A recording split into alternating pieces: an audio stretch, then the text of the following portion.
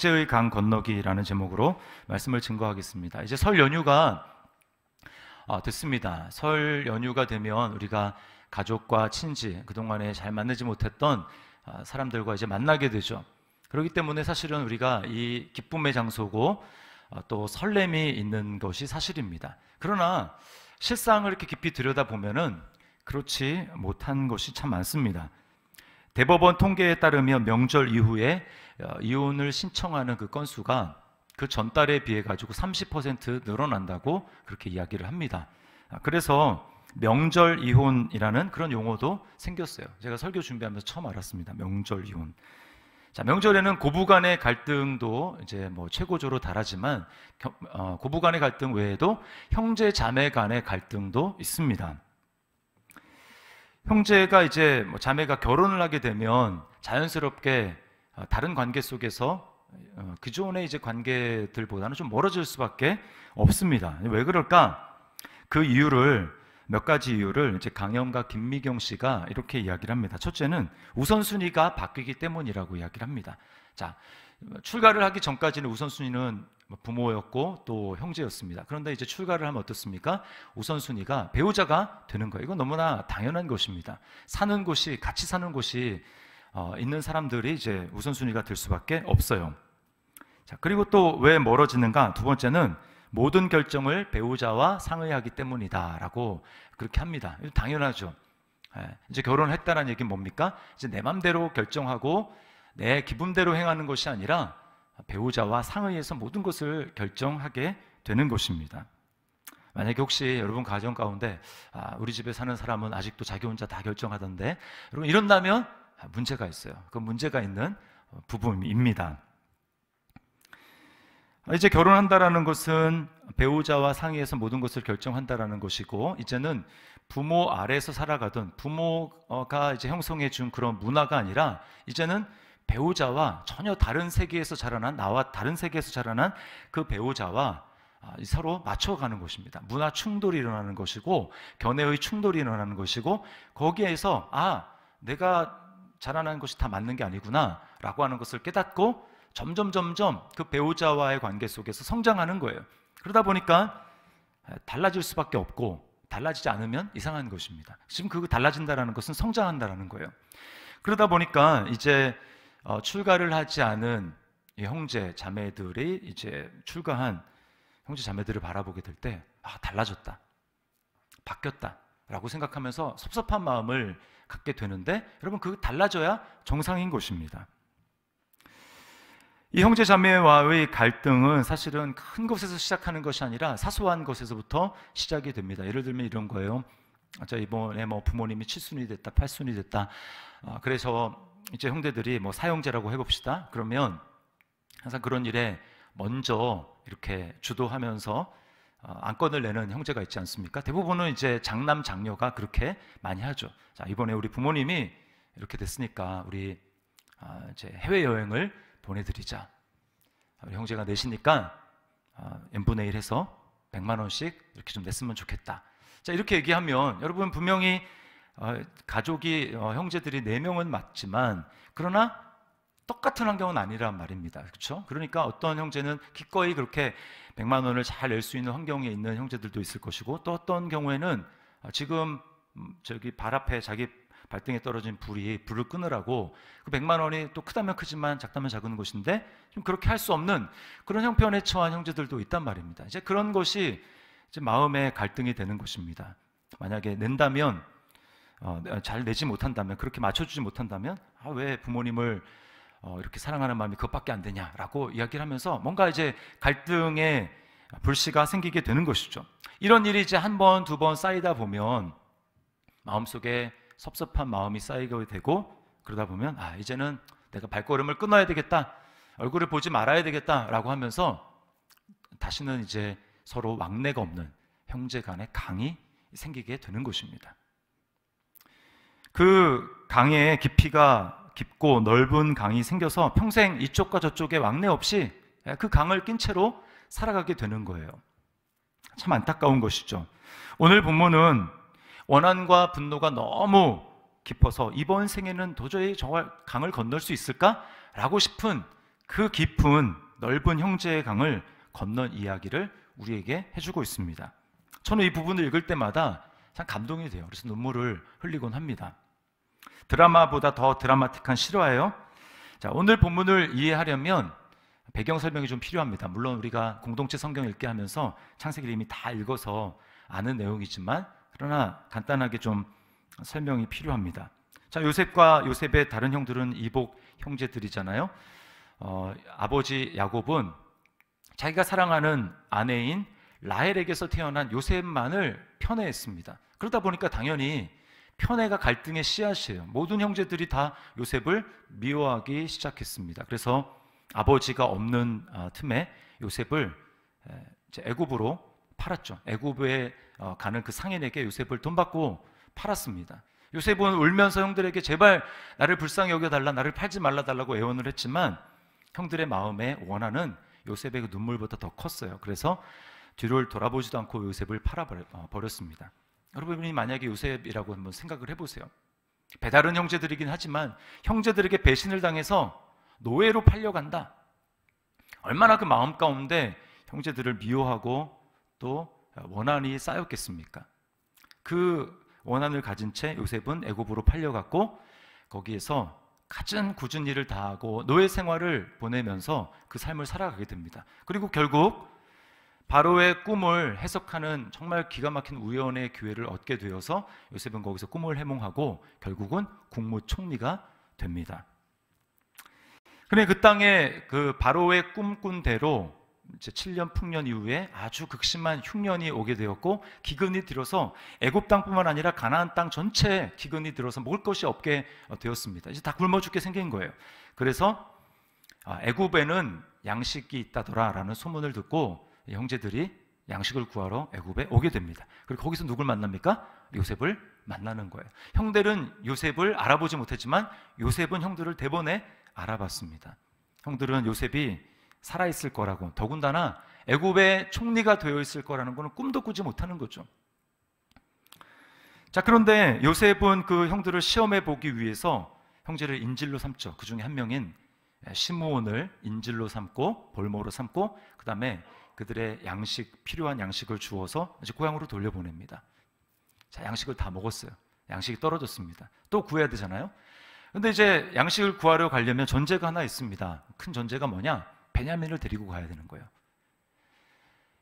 그 요셉이 형들을 스파이로 몰 때 이제 형들이 구구절절 자기 집안의 사정을 다 얘기합니다. 그래서 결국은 아버지도 있고 그 다음에 뒤늦게 태어난 베냐민이라고 하는 동생이 있다라고, 막내 동생이 있다라는 것을 알게 됐어요. 그래서 당신이 말이 스파이가 아니고 정말 진실인 것을 밝히려면 다음에 올 때 그 당신들의 막내 동생을 데리고 와라. 그래야 내가 믿어주겠다. 자, 이제 양식은 떨어졌는데 문제는 뭐냐?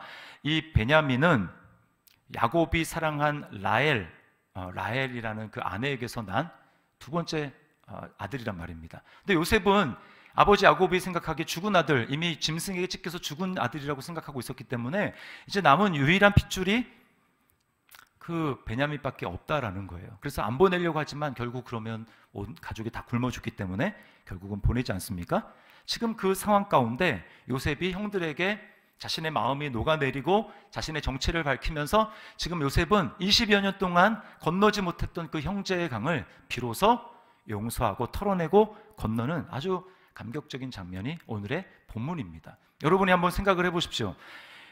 정말 그냥 보통 죄도 아니고 형제들이 나를 팔았습니다. 인신매매를 했습니다. 시간이 20년 지났다고 여러분 그 형제들을 용서할 수 있겠습니까?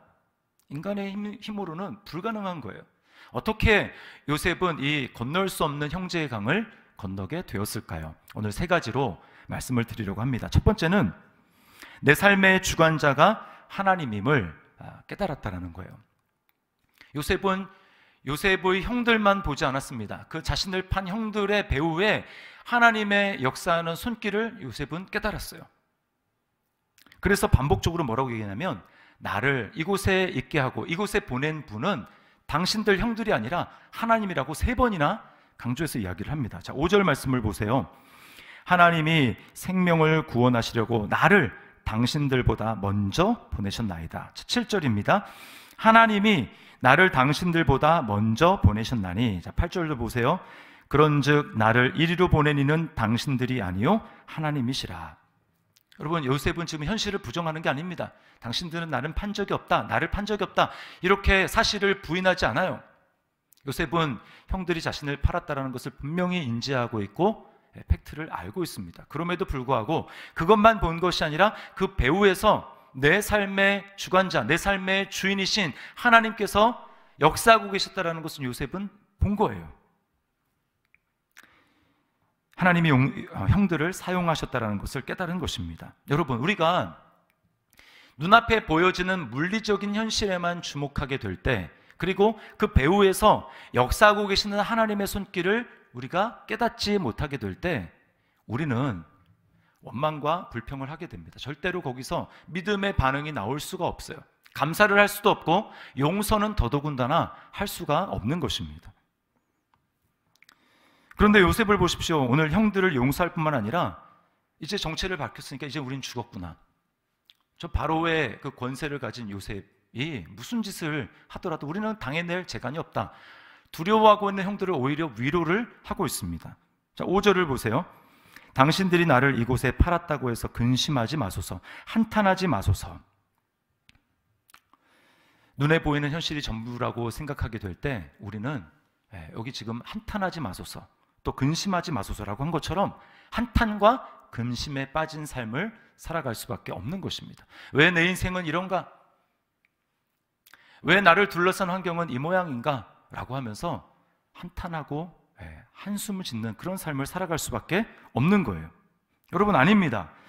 예수님을 믿는 성도라면, 예수 그리스도 안에서 하나님의 부름을 받은 성도라면 하나님께서 우리 인생을 그냥 아무것도 아닌 것처럼 버려두지 않아요. 내 인생은 홀로 고아처럼 버려진 인생, 그냥 던져진 인생이 아니라 하나님이 내 삶을 주관하시고 하나님이 내 삶의 주인이 되셔서 인도하신다는 사실을 여러분 믿으시기를 바랍니다. 이게 배후에서 역사하시는 하나님의 손길이에요.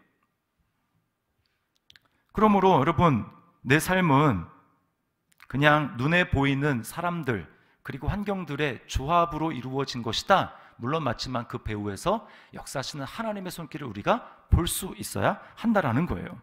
그래야 나에게 해코지를 하고 나에게 죄를 짓고 또 힘들게 한 그 환경들을 용납하고 용서할 수가 있게 되는 것입니다. 제가 이제 지지난주 말씀을 드렸지만 목회 이제 그 디민 박사학 과정을 할 때 멘토 교수님이 조은아라고 하시는 교수님이었어요. 근데 이분이 15살에 캐나다로 이민을 가게 됩니다. 아버지가 목사님이셨는데 큰 교회 목회를 하는 것을 뒤로 하고 하나님의 새로운 부르심 앞에 이제 이민 목회를 내가 작은 교회를 섬겨야 되겠다라고 하고 이제 캐나다로 가시게 된 거예요. 여러분, 15살이면 한참 사춘기 아닙니까? 굉장히 민감하고 다른 사람이 날 어떻게 볼까? 자신의 그 자화상, 자아에 대해서 굉장히 예민한 그런 시기잖아요. 자, 그런 시기에 말도 다르고 언어와 환경이 완전히 다른 나라로 이제 가게 됐습니다. 문제는 뭐냐? 친구들이 자기를 놀릴까봐 자기가 영어 발음도 정확하지 않고 또 말을 하면 이게 문법에 틀릴까봐 비웃음 당할까봐 그게 두려워가지고 말을 하지 않기로 결심을 합니다. 친구를 사귄다, 이건 뭐 꿈도 꾸지 못하는 거예요. 근데 문제는 어떤 시간이냐면 그냥 수업을 받을 때는 그나마 괜찮겠는데 점심시간이 문제였습니다. 점심시간. 친구들은 다 3, 4, 5 짝을 이루어가지고 식당으로 가가지고 밥을 먹는데 자기는 혼자 외톨이고 왕따처럼 느껴지는 게 너무 싫어가지고 엄마가 싸준 그 샌드위치를 가지고 어디로 갔느냐? 화장실로 갔습니다. 화장실. 그 화장실 안에 들어가가지고 그 변기에 앉아가지고 그 샌드위치를 먹는 거예요. 누가 나를 보면 어떻게 할까? 최대한 먹을 수 있는 빠른 속도로 샌드위치를 먹어 삼킵니다. 그리고는 그 남은 그 찌꺼기 그리고 뭐 쓰레기를 분풀이라듯이 그 화장실 쓰레기통에다가 던져 놓는 거예요. 그러기를 자그마치 6개월 동안 했다고 합니다. 여러분, 한번 그 입장이 됐다고 한번 생각을 해보십시오. 얼마나 괴롭고 고통스러웠겠습니까? 왜 멀쩡한 그 목회지를 놔두고 이곳까지 와서 나를 이렇게 고생을 시키는가? 그 아버지와 그 환경이 여러분 원망스럽지 않았겠어요? 그런데 6개월 된 어느 날이었습니다. 똑같이 그날도 화장실 변기에서 샌드위치를 먹고, 그리고 분풀이라도 화장실에다가 쓰레기통에 던져놓는데, 그때 주님의 음성이 마음 가운데 들렸습니다. 이렇게 말씀하셨대요. 은하야, 내가 너의 가는 길을 알아. 내가 너를 단련한 후에는 정금같이 나올 거야. 그 당시에 이게 성경 말씀에 있는 구절인 줄도 몰랐대요. 여러분, 이 구절은 잠언 23장 10절에 있는 말씀이죠. 우리가 잘 아는 말씀이에요. 나의 길 오직 그가 아시나니 나를 단련하신 후에 내가 정금같이 나오리라. 하나님의 손길을 보지 않고 환경만 봤을 때는 왜 내 인생은 이렇게 불우한가? 내 환경은 왜 이런가? 나는 왜 이렇게 재수가 없는가? 라는 생각이 들었지만, 하나님의 음성을 통해서 그 배후에서 역사하고 계시는 하나님의 손, 내 삶이 버려진 게 아니라 내 삶을 주관하고 계시는, 내 삶의 주인 되시는 하나님을 보게 되니까 더 이상 원망과 불평만으로 그 인생이 되지 않았어요. 그 삶을 수용하기 시작했습니다. 그 안에서 감사거리를 발견하게 되었어요. 여러분, 바로 이것입니다. 우리의 삶은 우리 혼자만의 삶이 아니라 내 삶을 책임지시고 인도하시는, 내 삶의 주인 되시는 하나님과 함께하는 삶입니다. 환경 너머에 하나님이 지금도 일하고 계시는 것을 여러분 믿으시기를 바랍니다. 이것을 바라보게 될 때 우리에게는 용서할 힘이 생기게 되는 거예요. 자, 두 번째는 나를 구원의 통로로 쓰시려는 하나님의 계획을 알아야 합니다.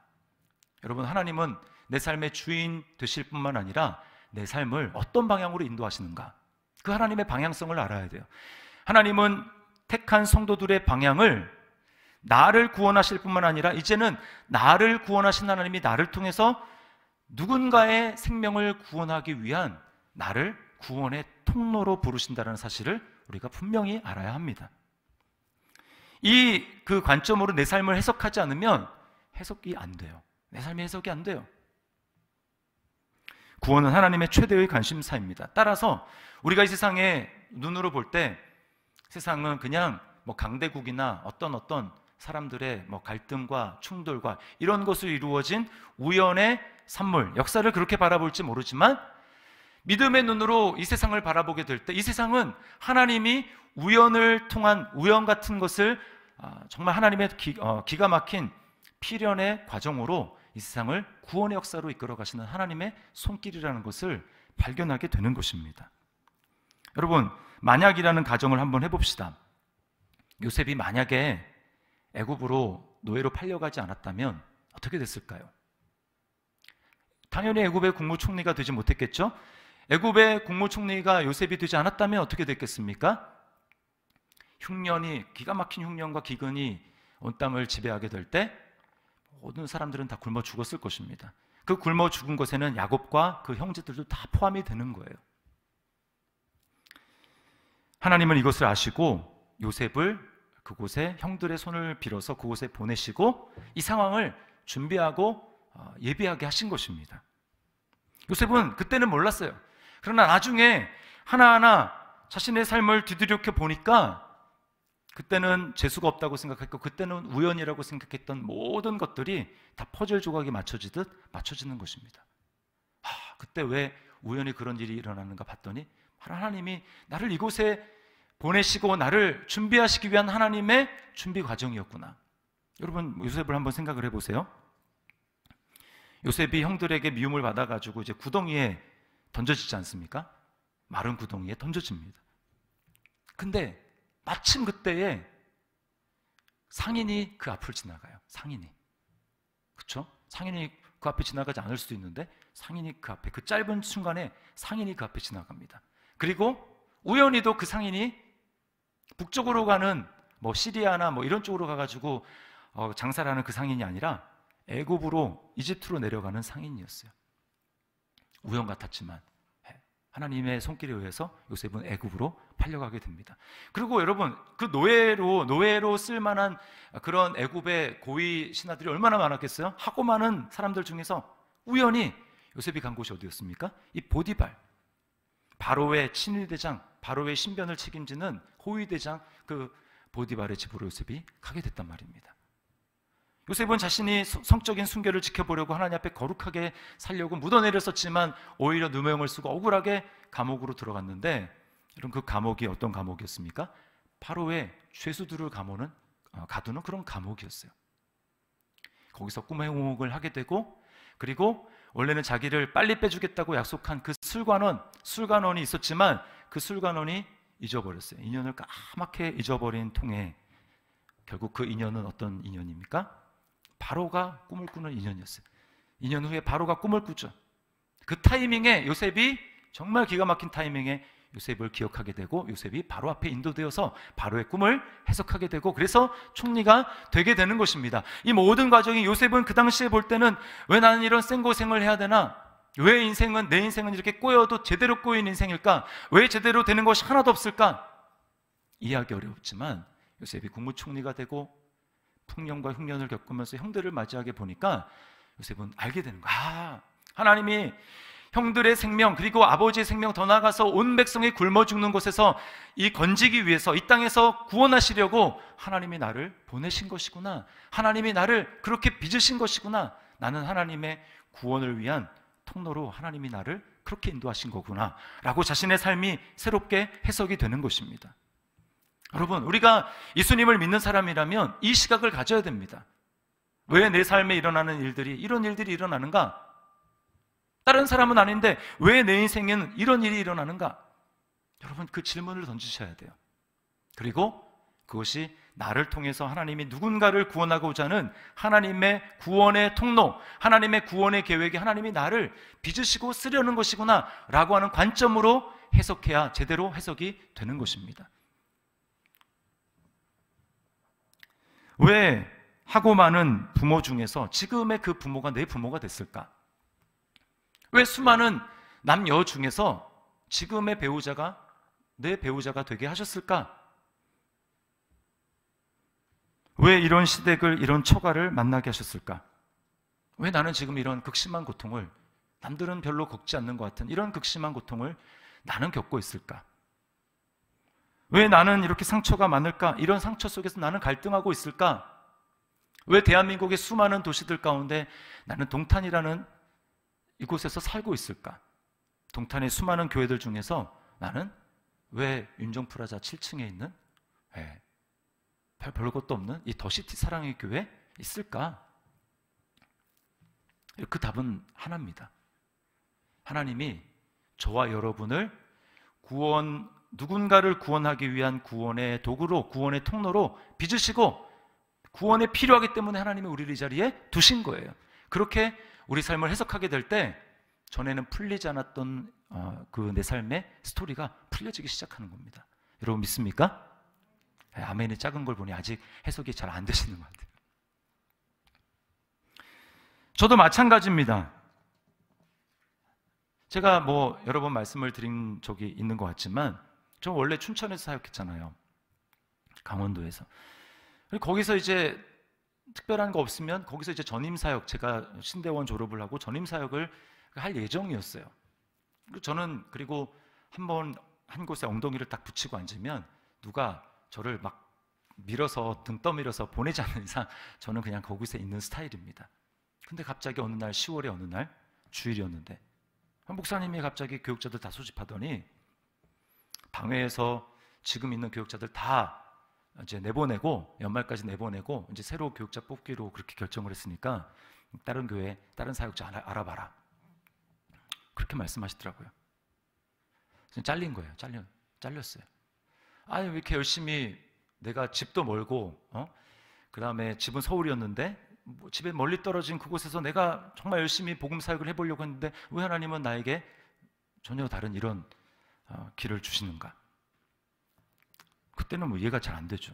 그리고 어디로 하나님이 저를 보내셨냐면 수지 사랑의 교회라는 개척교회. 사실 저 개척교회 별로 좋아하지 않습니다. 왜냐하면 제 아버지가 이제 개척교회를 하셨기 때문에 개척교회를 별로 좋아하지 않아요. 근데 어떻게 뭔가를 쉬었는지 제가 그곳에서 울고 웃으며 14년이라는 시간을 보냈습니다. 거기서 아내도 만났고 거기서 가정을 이뤘고 목사가 됐어요. 만약에 하나님이 나를 그곳에 보내지 않았으면 어떻게 됐을까? 만약에 그곳에서 춘천에서 제가 잘리지 않았으면 어떻게 됐을까? 왜 하나님이 그런 일을 겪게 하셨는가? 지금 이렇게 돌이켜보면 딱 한 가지로 결론으로 요약이 되는데 그게 뭐냐? 동탄에서 하나님이 나를 생명사역에 영혼들을 구원하는 그 하나님의 계획에 쓰시려고 하나님이 저를 그동안에 빚으신 거예요. 왜 내 부모님은 좀 더 화목한 그런 환경에서 나를 양육하지 못했을까? 왜 우리 부모님은 그런 부모님이어야 하셨을까? 왜 우리 부모님은 예수님을 믿어도 나를 좀 이렇게 은혜와 사랑으로 잘 돌보지 못하시고 왜 이렇게 율법적으로 키우셨을까? 왜 그래야만 했을까? 이렇게 보니까 여러분, 율법을 제대로 경험해야 복음이 얼마나 대단한지를 알게 됩니다. 하나님이 나를 복음의 능력이 얼마나 대단한지를 알게 하기 위해서 우리 부모님을 사용하신 것이구나. 왜 그 당시에는 그렇게 어렵지도 않았는데 나는 왜 그렇게 어려운 가난이라는 긴 터널을 통과해야 됐을까? 그 안에서 그 속에서도 살 수 있다라는 그 하나님의 손길을 보게 하시고, 그리고 가난 가운데 있는 성도들을 위로하고 하나님이 하실 수 있다는 것을 간증하고 증거하라고 하나님 나를 그 가난이라는 터널을 통과하게 하셨구나. 왜 우리 가정에는 상처와 고통이 그렇게 많았을까? 그래서 그 상처 때문에 지금도 이렇게 힘들어할까? 하나님의 그 상처와 어려움 속에서 복음으로 변화되는 걸 통해서 복음이 이렇게 능력이 있으며 복음으로 고치지 못할 사람이 없고 복음으로 치유하지 못할 사람이 없다라는 것을 하나님이 경험하시고 그것을 선포하고 증거하시고 그래서 사람들을 치유하고 회복하시며 하나님의 구원의 그 길에 동참시키기 위해서 하나님 나에게 그런 것을 먼저 가게 하셨구나 라고 하는 것이 깨달아지니까 여러분, 부모님이 용서가 됩니다. 부모님을 이해할 수 없고 나와 전혀 다른 반응을 보이는 형제와 자매들을 이해할 수가 있게 되는 거예요.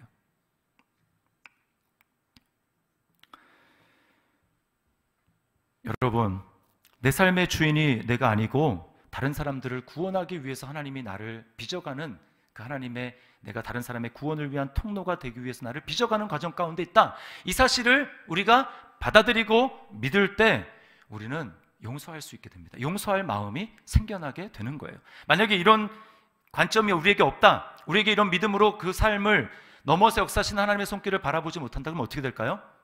어떻게 하다가 내가 요셉과 같은 위치에 대박 성공을 했습니다. 어떻게 될까요? 자랑하게 되는 거죠. 나처럼 이렇게 어려운 환경 가운데 있다가 이렇게 성공한 사람 있으면 나와보라 그래. 그러면서 자신의 성공담, 자신의 무용담을 아마 사람들에게 떠벌리면서 얘기할 겁니다. 거기 하나님의 영광은 없죠. 반면에 성공하지 못했어요. 인생의 실패의 연속입니다. 이런 시각이 없다면 어떻게 될까요? 원망과 좌절과 한숨과 탄식 가운데 그 인생을 허비하는 거예요. 여러분, 우리는 그런 인생으로 부름받지 않았습니다. 하나님은 우리를 그렇게 부르지 않았어요. 예수 그리스도 안에서 우리의 삶은 그런 삶이 아닙니다. 시시한 삶이 아니에요. 세 번째, 가장 중요한 것입니다. 나를 향한 하나님의 사랑을 깨달아야 합니다. 여러분, 사실 오늘 요셉이 마음이 녹아져 내린 가장 결정적인 이유가 45장을 읽었는데 바로 앞인 이제 44장에서 형 유다의 이 진술을 통해서입니다. 지금 형 유다가 왜 이렇게 진술을 가슴 절절하게 진술을 하게 되냐면, 자, 결국은 아까 이제 베냐민을 데리고 왔단 말입니다. 그럼 베냐민을 데리고 이제 아버지에게 돌아가야 되는 거예요, 양식을 가지고. 그런데 어떤 일이 있습니까? 요셉이 그 베냐민의 그 가방에다가 자신이 평소에 즐겨 쓰던 은잔을 이렇게 넣습니다. 은잔을. 그리고 내 은잔이 사라졌다 그러면서 수색을 해보니까 그 은잔이 어디서 발견됐어요? 베냐민에게서 발견이 된 거예요. 어떻게 합니까? 총리의 은잔을 도둑질한 이 절도범으로 된 거예요. 그래서 어떻게 합니까? 이 잔이 발견된 사람, 이 절도죄를 저지른 이 사람, 이 베냐민이 이 바로의 궁에서 노예가 되고 나머지 형제들은 다 집으로 양식을 가지고 돌아가라, 평안히 가라, 이렇게 된 것입니다. 자, 거기에 대해서 이제 유다가 그럴 수 없다고 하면서 가슴 절절한 진술을 하는 게 바로 44장 앞에 있는 건데요. 자, 여기서 요셉은 사실 이 유다인 형은 베냐민을 데리고 가려고 지금 하는 거예요. 베냐민을 어떻게든 구출하려고 진술을 하는데 요셉은 그 베냐민을 자신과 동일시하는 것입니다. 형이 베냐민에 대해서 진술하는 것을 자신에 대한 것으로 이제 감정을 이입해서 볼 수밖에 없는 거예요. 뭐라고 합니까? 요셉의 진술 핵심적인 두 가지만 좀 볼게요. 44장 30절입니다. 이렇게 얘기합니다. 유다가 아버지의 생명과 아이의 생명이 서로 하나로 묶여 있거늘. 유다가 얘기를 하는 거예요. 반드시 저 아이를 데려가야 됩니다. 아버지 유다의 생명이 아버지 야곱의 생명이 저 아이의 생명과 하나로 묶여 있습니다. 따라서 저 아이가에게 무슨 일이 생기면 아버지도 살 수 없습니다. 뭘 얘기하는 겁니까? 아버지 사랑을 얘기하는 겁니다.